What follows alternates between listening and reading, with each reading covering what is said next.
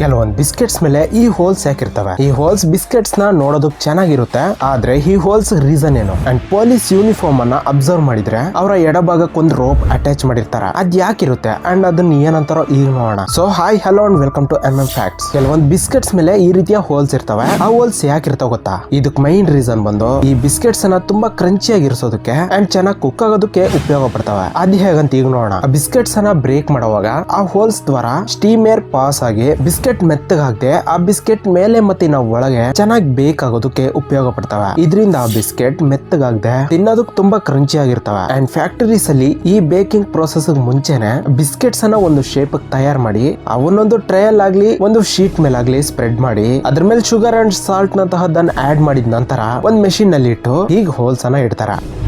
ಒಂದ್ ನೊಣ ಬಂದು ಹಾಗೆ ನೀವು ತಿಂತಿರೋಂತ ಫುಡ್ ಮೇಲೆ ಕೂತ್ರೆ ತುಂಬಾ ಜನ ಥಿಂಕ್ ಮಾಡೋದೇನಂದ್ರೆ ಅದ್ ಜಸ್ಟ್ ಕೂತ್ಕೊಳ್ಳುತ್ತೆ ಇಲ್ವಾ ಅದ್ರ ಮೇಲೆ ಓಡಾಡುತ್ತೆ ಇಲ್ವಾ ಆ ಫುಡ್ ಅನ್ನ ತಿಂತಿರುತ್ತೆ ಅಂತ. ಬಟ್ ಆಕ್ಚುಲಿ ಅದಲ್ಲ. ಅದ್ ನಮ್ಮ ಆಹಾರದ ಮೇಲೆ ಕೂತ ತಕ್ಷಣ ಒಂದ್ ಟೈಪ್ ಆಫ್ ಸಲೈವವನ್ನ ಆ ಒಂದು ಆಹಾರದ ಮೇಲೆ ಬಿಡುತ್ತೆ. ಈ ಸಲೈವ ನಮ್ಮ ಆಹಾರವನ್ನ ಒಂದು ಹಾನಿಕರದ ಲಿಕ್ವಿಡ್ ಇರೋ ರೀತಿ ಮಾಡಿ ಆ ನೊಣ ಅದನ್ನ ನೆಕ್ತಿರುತ್ತೆ. ಸೊ ಆ ಫುಡ್ ಅನ್ನ ನೀವೇನಾದ್ರೂ ತಿಂದ್ರೆ ಇನ್ನ ಕತೆ ಮುಗೀತು. ಅದನ್ನ ತಿಂದಾಗ ಏನೂ ಆಗಲ್ಲ, ತಿಂದ ನಂತರವೇ ಶುರುವಾಗೋದು. So be careful my friend. So ನೊಣ ಓಡಾಡುವಂತ ಹೋಟೆಲ್ಸ್ ಆಗ್ಲಿ ರೋಡ್ ಸೈಡ್ ಚರಂಡಿ ಇರುವಂತಹ ಸ್ಟ್ರೀಟ್ ಫುಡ್ಸ್ ಅನ್ನ ನೀವು ತಿನ್ನುವಂತಹ ಸಾಹಸವನ್ನ ಮಾಡ್ಲೇಬೇಡಿ.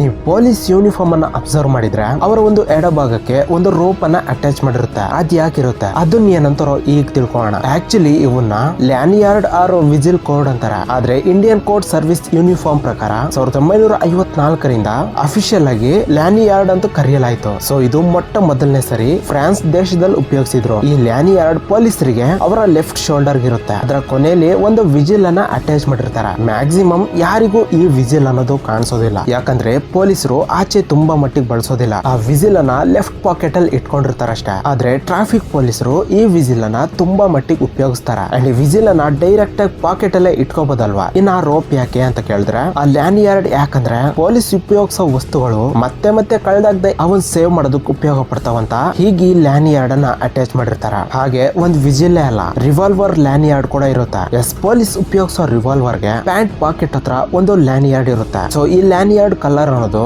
ಒಂದೊಂದ್ ಸ್ಟೇಟ್ ಒಂದೊಂದ್ ರೀತಿ ಇರುತ್ತೆ. ಅವು ಕೆಲ ರಾಷ್ಟ್ರಗಳಲ್ಲಿ ರೆಡ್ ಕಲರ್, ಇನ್ನು ಕೆಲ ರಾಷ್ಟ್ರಗಳಲ್ಲಿ ಈ ಕಾಕಿ ಕಲರ್ ನಲ್ಲಿ ಇರುತ್ತೆ. IPS ಆಫೀಸರ್ ಗಾದ್ರೆ ರೆಡ್ ಆರ್ ಬ್ಲೂ ಕಲರ್ ನಲ್ಲಿ ಇದ್ದು ಅದರ ಕೊನೆಯಲ್ಲಿ ಒಂದು ವಿಜಿಲ್ ಅನ್ನ ಅಟ್ಯಾಚ್ ಮಾಡಿರುತ್ತೆ. ಅಂಡ್ ನಮ್ಮೆಲ್ಲರಿಗೂ ಗೊತ್ತಿರೋ ಹಾಗೆ ಗಡಿಯಾರ ಬರೀ ಬಲಭಾಗದಿಂದ ಎಡಭಾಗಕ್ಕೆ ತಿರುಗುತ್ತೆ ಅಂಡ್ ಎಡಭಾಗದಿಂದ ಬಲಭಾಗಕ್ಕೂ ಕೂಡ ಯಾಕೆ ತಿರುಗೋದಿಲ್ಲ. ಸೊ ಹೀಗ್ ತಿರುಗೋ ಸಿಸ್ಟಮ್ ನ ನಾವೇ ಸೆಟ್ ಮಾಡ್ಕೊಂಡಿದೀವಿ. ಆದ್ರೆ ಹೀಗೆ ಯಾಕಂತ ಈಗ ನೋಡೋಣ. ಈ ಗಡಿಯಾರವನ್ನ ಕಂಡುಹಿಡಿಯೋದಕ್ಕೆ ಮುಂಚೆ ಮಧ್ಯಯುಗದಲ್ಲಿ ಟೈಮ್ ಅನ್ನ ತಿಳ್ಕೊಳ್ಳೋದಕ್ಕೆ ಸನ್ ಡಯಲ್ಸ್ ಅನ್ನ ತುಂಬಾ ಬಳಸ್ತಿದ್ರು. ಸೊ ನಾವು ಚಿಕ್ಕ ವಯಸ್ಸಿನಲ್ಲಿ ಇವುಗಳ ಬಗ್ಗೆ ತುಂಬಾನೇ ತಿಳ್ಕೊಂಡಿದೀವಿ. ಆದ್ರೆ ಈ ಸನ್ ಡಯಲ್ಸ್ ಮೇಲೆ ಬೀಳೋ ಆ ಸೂರ್ಯನ ಒಂದು ನೆರಳನ್ನ ಹಿಡಿದು ಆ ಟೈಮ್ ತಿಳ್ಕೊತಿದ್ರು. ಈಗ ಸೂರ್ಯನ ಒಂದು ನೆರಳು ಬಲಭಾಗದಿಂದ ಎಡಭಾಗಕ್ಕೆ ಮಾತ್ರನೇ ತಿರುಗೋದು. ಸೊ ಇದ್ರ ಒಂದು ಆಧಾರವಾಗಿ ಈ ಸೇಮ್ ಸಿಸ್ಟಮ್ ನೇ ಗಡಿಯಾರದಲ್ಲಿರೋ ಮುಳ್ಳಿಗೂ ಕೂಡ ಇಟ್ರು. ಆದ್ರಿಂದ ಅದು ಕ್ಲಾಕ್ ವೈಸ್ ಡೈರೆಕ್ಷನ್ ನಲ್ಲಿ ಮಾತ್ರ ತಿರುಗುತ್ತೆ. ಸೊ ಇದು ಇವತ್ತಿನ ವಿಡಿಯೋ. ಈ ವಿಡಿಯೋ ಇಷ್ಟ ಆದ್ರೆ ಜಸ್ಟ್ ಒಂದು ಲೈಕ್ ಮಾಡಿ ಅಂಡ್ ಮತ್ತೆ ಸಿಗೋಣ ಒಂದು ಇಂಟ್ರೆಸ್ಟಿಂಗ್ ವಿಡಿಯೋದಲ್ಲಿ. Thank you for watching.